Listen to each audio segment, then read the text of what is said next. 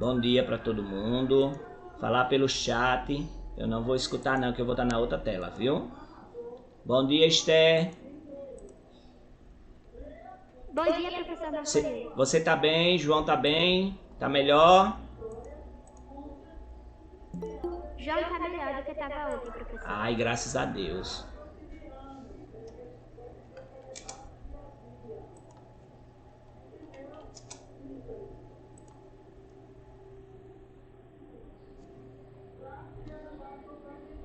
Só um minutinho, deixa eu aqui falar com o pai.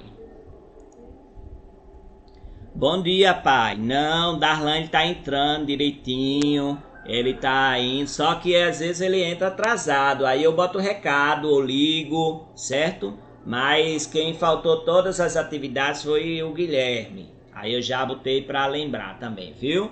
Tá bom? Tchau, um abraço. Pronto.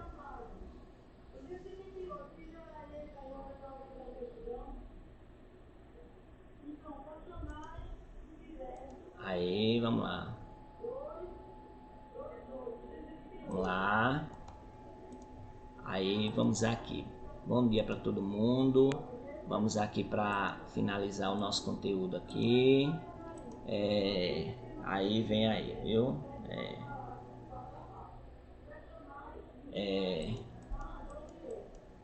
Vou só revisar o que a gente viu na aula passada e sobre os Estados Unidos no século XIX, viu? Aí a gente vai e finaliza esse conteúdo bem rapidinho. Todo mundo aqui já entrou, mais ou menos. Tem gente que ainda não entrou e eu não vou estar entrando mais não. Vou estar só seguindo. Deixa eu só falar aqui com a mãe rapidinho.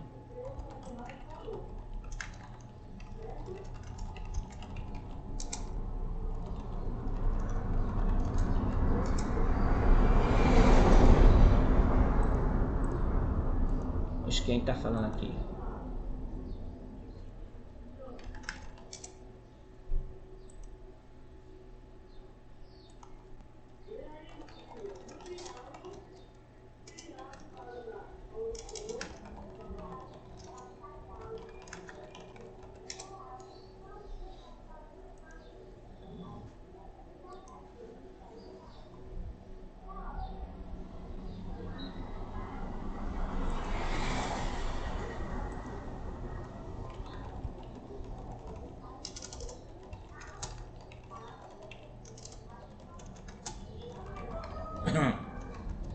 Eita Jesus. Oi.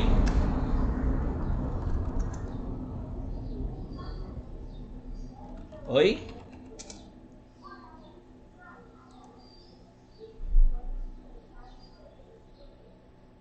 Falta eu botar aqui, segunda aula é história. Vamos lá. Alguém falou aí? Quem foi que falou aí que eu não escutei? Alguém falou aqui? Não, né? Eu escutei alguém falando, mas tudo bem. Vamos aqui fazer uma breve revisão dos Estados Unidos no século XIX. Nos Estados Unidos do século XIX, nós sabemos que eles estão lá fazendo a expansão de um oceano a outro, de leste a oeste, certo? De leste a oeste. Aí eles estão lá fazendo as ferrovias, estão caçando os bisões, que são esse aqui, ó, que são esses búfalos, e também matando os indígenas, né, os nativos americanos. Nós sabemos que houve uma grande transformação na potência continental, porque eles alargaram o período do Oceano Atlântico ao Oceano Pacífico. Isso é chamado de A Conquista do Oeste, certo? Muitos filmes relatam esse período, aqueles filmes que nós falamos sobre faroeste, que tem os cowboys, certo? Tudo isso aqui. Então, fale sobre a expansão americana do continente. Então, a expansão americana vai incentivar a vinda de colonos e justamente a vinda dos imigrantes da Europa. O processo migratório que veio da Europa vai multiplicar a população muito grande, muito rapidamente que diga. Aí a população era somente de 2,4 milhões de pessoas em 1775, em 1820 ela pula para 7 milhões e em 1890, ou seja, uns 100 anos, né?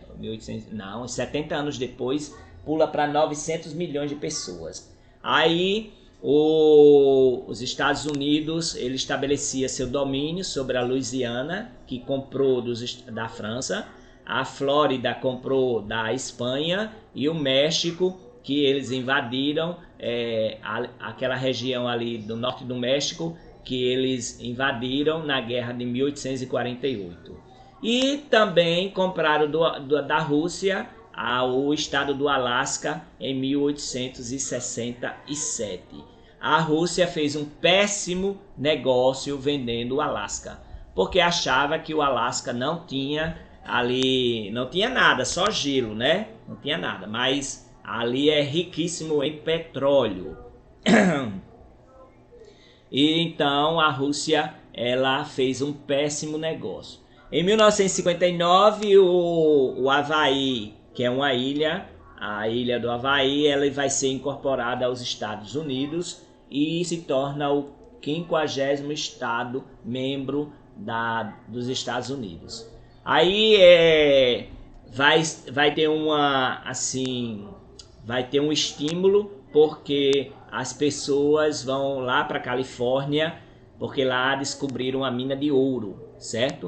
E vai ter então, igual a Serra Pelada, muita gente indo para a Califórnia, certo? Para ver se fica rico achando as pepitas de ouro, certo? Muitos filmes também falam sobre isso. Aí nós temos a expansão das ferrovias, que saltou de 14 mil quilômetros para 140 mil quilômetros. E aí vem também a expansão territorial como uma marca divina. Também junto da expansão territorial, o crescimento demográfico e o rápido desenvolvimento econômico. Aí as pessoas falaram sobre a doutrina do destino manifesto. Diz que isso era a prova de que Deus tinha traçado um destino glorioso para os Estados Unidos. Mas mentira, né? Porque eles mataram muita gente, muito nativo americano, viu? Aí Deus não quer que a pessoa mate outro, não. Nem fique cobiçando ouro, nem essas coisas, não. Aí nós vimos aqui o índio, chefe da etnia Sioux. Aqui ele está com os trajes nativos, né? Nativos americanos. Aí nós vimos aqui a diminuição do território nativo americano, né? Nos Estados Unidos, de 1492 a 1977. Aí nós temos toda aqui as fotos das pessoas lá, dos nativos americanos, certo? Do século XIX, o mapa do século XIX. Nós temos aqui 40 mil peles de bisão, que são aqueles bois, né? E isso representava então lucro para eles. A população de bisões era de 50 milhões, mas caiu drasticamente por causa justamente do... quem é que está chegando uma hora dessa, meu Deus? Ô Jesus amado. Certo? Aí a gente viu isso aqui ontem. Aí aqui, ó, 40 mil bisões. Isso aí, eles perseguiam os bisões e eles argumentavam que matar os nativos americanos era justamente fazendo a matança também desses búfalos, né? Os búfalos americanos. Nós temos aqui um nativo, só que totalmente vestido como os europeus, né? Diferente do que eles vestiam, né? Eles não se vestiam assim, não, viu? Aí nós vamos falar sobre a Guerra da Secessão Americana. Aí vai ter várias guerras civis, né, as lutas dentro dos Estados Unidos em 1861, 1865. Tá, Islane, por que tu chegasse agora? Professor, eu tava tentando entrar, mas ninguém tava me aceitando. O quê? Eu tava tentando entrar, mas ninguém tava me aceitando. Por que tu faltasse a aula de matemática? Eu fui deixar minha irmã na escola quando chegou no final. Na escola? Que escola? Aquela da estuda. Oi? Aquela da estuda. E tu foi pra aula presencial hoje? Teve aula presencial hoje? Não, professor, eu fui deixar minha irmã. Certo. Não entendi muito não, mas tudo certo. Aí, olha, a colonização dos Estados Unidos não se deu de maneira uniforme. O norte desenvolvia uma economia baseada na manufatura e no comércio. E o sul, ele era agroexportador e escravista, né? O sul, que até hoje tem aquela questão da Ku Klux Klan, daquela segregação racial, era no sul. E na parte do norte era mais desenvolvido. Aí, após a independência, para proteger a produção industrial, os empresários do norte pressionaram o governo para impor taxas elevadas aos gêneros importados. E isso ia prejudicar os fazendeiros do sul, né? Que eram obrigados a pagar mais pelos produtos manufaturados. Aí, na segunda metade do século XIX, as divergências políticas entre os estados sulistas e os nortistas foi bem grande, e aí começou a Guerra da Secessão, ou seja, da divisão. Secessão quer dizer divisão. O estopim foi o conflito das eleições presidenciais de 1860, que Abraham Lincoln ele vai ser eleito, né? E ele representa os interesses do norte. Ele vai levar então a Carolina do Sul a se separar dos Estados Unidos, levando mais 10 estados, fazendo o que ele chama de Estados Confederados da América. Já os outros estados, eles vão formar os Estados da União, certo? Como a gente vai ver aí. Então, vocês já ouviram falar de Abraham Lincoln, né? Abraham Lincoln foi o presidente dos Estados Unidos, ele foi assassinado, né? Ele também tem alguns filmes que falam sobre Abraham Lincoln. A gente só procurar na Netflix, na internet também que tem. Aí aqui nós temos um mapa da Guerra Civil nos Estados Unidos, né? Então no sul aqui eles eram os confederados e os outros norte eram estados da União. Lembrar que esse do sul, Louisiana, Alabama, Arkansas, Tennessee, Texas, Mississippi, Flórida, Geórgia, Carolina do Norte, Carolina do Sul, Virgínia, Missouri, Kentucky e Virgínia Ocidental, esses estados aqui, eles eram escravocratas, certo? Escravista. Ainda tem o Missouri, o Kentucky, né? E aqui, então esses aqui também rosa eram escravistas, ou seja, os negros lá eles eram escravizados, viu? Aí o que é que aconteceu em 1861? Foi quando os Estados Unidos declararam, os unionistas, que eram do norte, declararam guerra aos confederados, que eram do sul. E aí 4 anos de conflito muito violento, morreu muita gente, houve grande destruição dos Estados Unidos, dos Estados Confederados. O norte vai vencer o sul, claro, né? Ele tem uma superioridade econômica e tecnológica. Em 1863, durante a Guerra Civil, o presidente Abraham Lincoln decreta o fim da escravidão e 5 dias depois disso, da rendição dos sulistas, Lincoln ele é reeleito presidente, mas ele é assassinado lá nos Estados Unidos, viu? E aí vai desenvolver uma questão envolvendo a raça, a questão racial vai ficar bem marcante nos Estados Unidos. Aquela questão da Ku Klux Klan, aquela questão do Martin Luther King, Aí vai ter muitas... Peraí, vê se tem uma muriçoca do tamanho do mundo aqui. Opa, deixa ela vir pra cá que eu pego ela. Venha, bichinha. Peguei não. Se ela vier pra cá, ela vai ver só. Eu tenho alergia à muriçoca. Oi. Oi?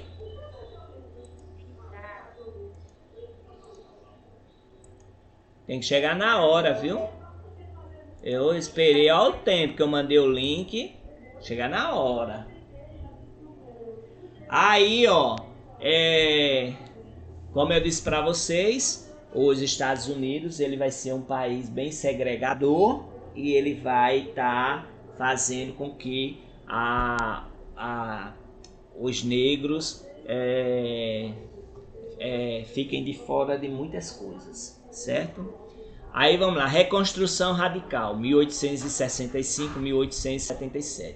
Após o término da Guerra de Secessão, durante o curto período que ficou conhecido como Reconstrução Radical, grupos contrários à segregação racial procuraram construir uma nação mais democrática, com projetos de integração dos negros à sociedade estadunidense. Eu não sei se vocês sabem, mas nos Estados Unidos tem escola só para branco e escola só para negro. Tem igreja só para branco e igreja só para negro, viu? Aí lá tem essa, até hoje tem essa segregação, ainda é muito forte, viu? Tem estados que é maioria branco e outra parte a maioria negra, viu? Aí, ó, eles queriam a integração dos negros à sociedade por meio da educação, por meio da distribuição de terra e da ampliação do direito ao voto. Aí essas medidas provocou várias reações e uma dessas reações foram a criação de sociedades secretas violentas e racistas, como os Cavaleiros da Camélia Branca e a Ku Klux Klan, que passaram a atacar, a matar, a atemorizar os negros, os libertos e quem apoiasse a equiparação civil entre brancos e negros. Então vamos dizer que eu era branco, que eu não sou branco, né? Ninguém aqui no Brasil nem é branco nem é negro. Tudo é uma mistura. Mas vamos dizer que eu fosse negro.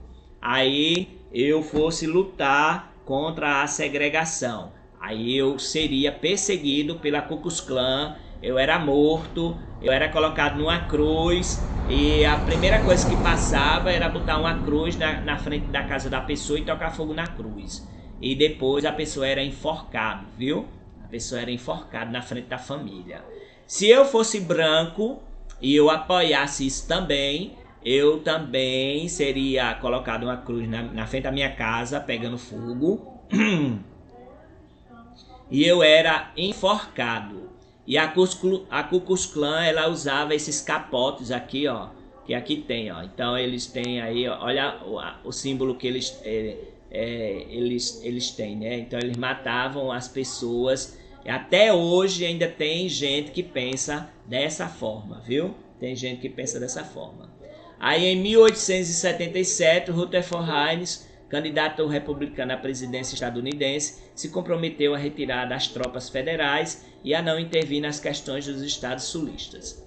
E aí, para garantir que sua polêmica vitória eleitoral fosse reconhecida pelo Partido Democrata, que a maioria dos estados do Sul são democratas. Conhecido como Acordo de Hayes, esse compromisso pôs fim aos direitos civis conquistados pelos negros em 1865. A partir de então, proliferaram no Sul os Black Codes, os códigos negros, que impediam os ex-escravizados de exercer cargos públicos, de votar e de frequentar os mesmos espaços públicos que os brancos, transportes, escolas públicas, restaurantes e hospitais, por exemplo, né?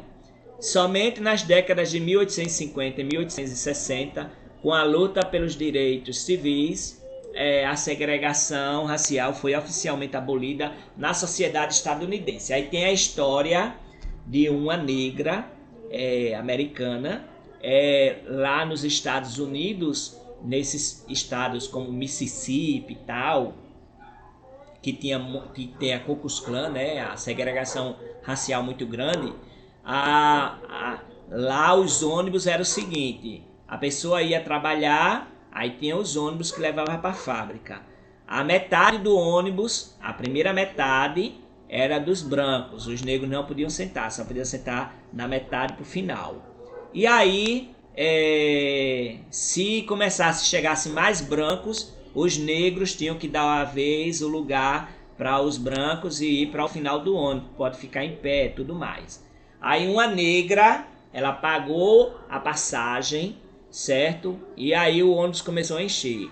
E quando chegou na cadeira dela, ela se recusou a sair.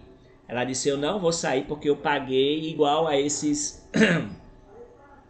eu paguei igual aos brancos. Aí foi uma confusão, ela foi presa, certo? E todos os negros da cidade passaram 120 dias indo trabalhar, todos os negros, olha a união de todos os negros aí, foram trabalhar a pé, certo? Foram para a sua fábrica, para a fábrica onde trabalhava a pé, sem usar o transporte coletivo. Foi uma quebradeira grande, os empresários ficaram doidos, certo? Por causa dessa questão. Aí começou então a acabar a segregação racial. Então vocês veem como era a situação nos Estados Unidos.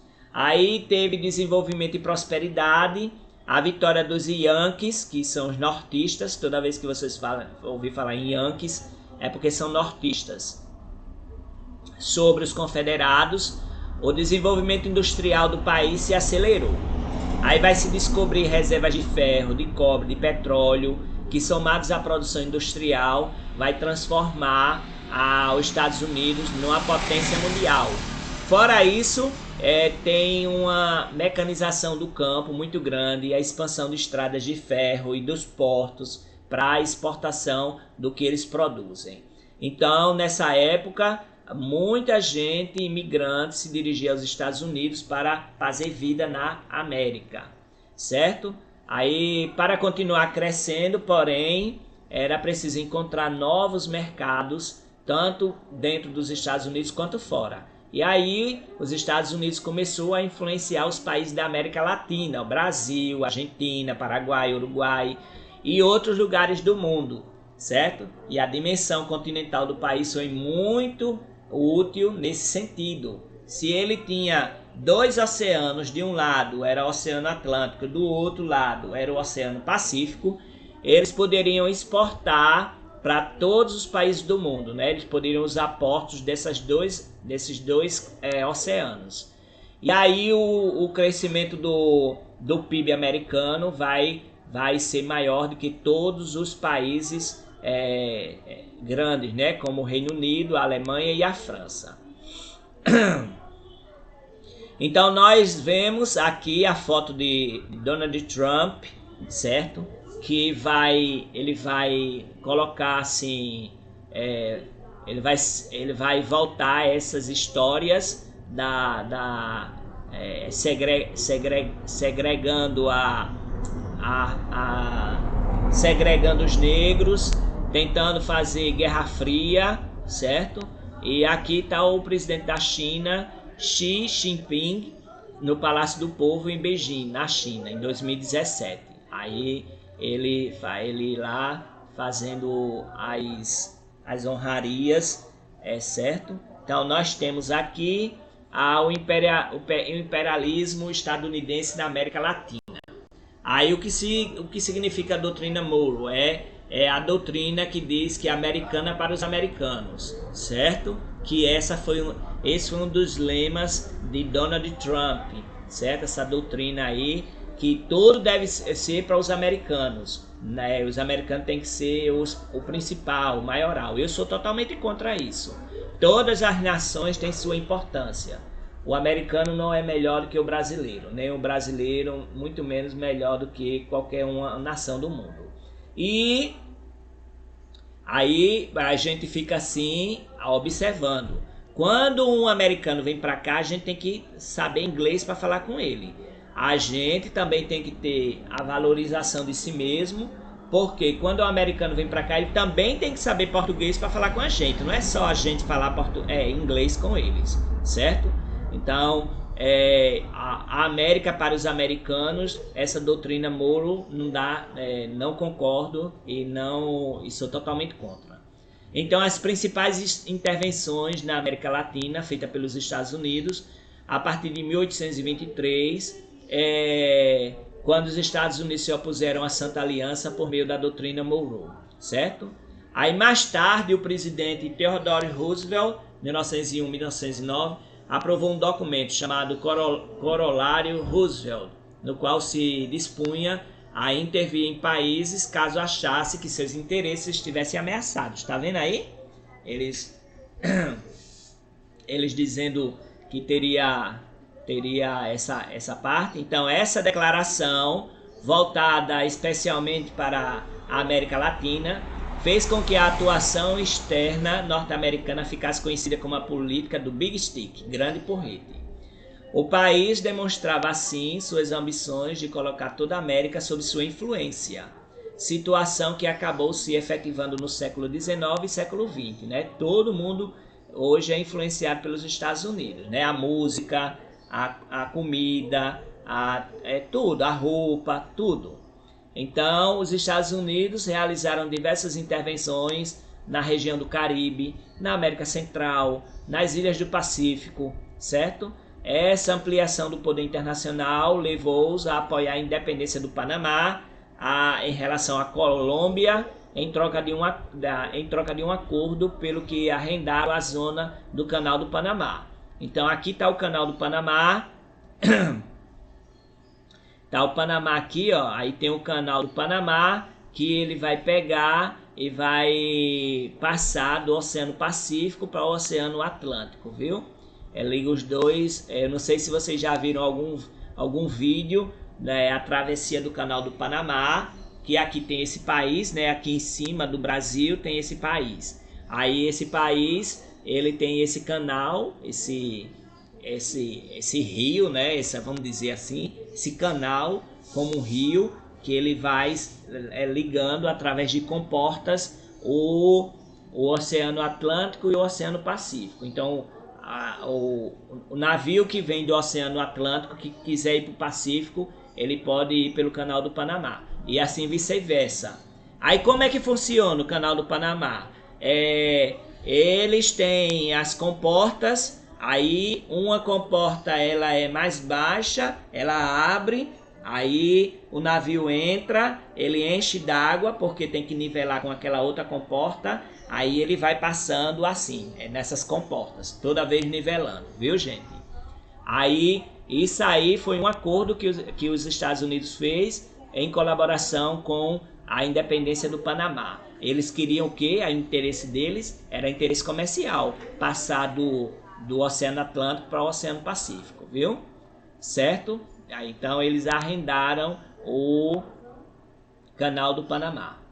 Aí pronto, então nós temos aí da colonização ao destino manifesto, a guerra civil e os direitos entre brancos e negros e a expansão interna e externa dos Estados Unidos. A questão dos negros e indígenas nos Estados Unidos e o poderio dos Estados Unidos no século XX, que até hoje tem a influência deles. O próximo assunto que a gente vai apresentar aqui é a Europa. Não vamos mais voltar para os Estados Unidos, vai ser a Europa no século XIX, certo? Eu vou encerrar a aula com vocês, vou fazer a aula com o 6º ano agora, certo? Sim, tem alguma dúvida sobre o assunto? Tem alguma dúvida? Não? Então eu vou agora fazer a aula com o 6º ano, que sobrou esse tempinho. Aí Esté, João vai entrar agora, viu? E vai ter mais ainda na próxima aula também, tá bom? Tá certo. Pronto, podem sair. Boa aula, bom recreio. Tchau.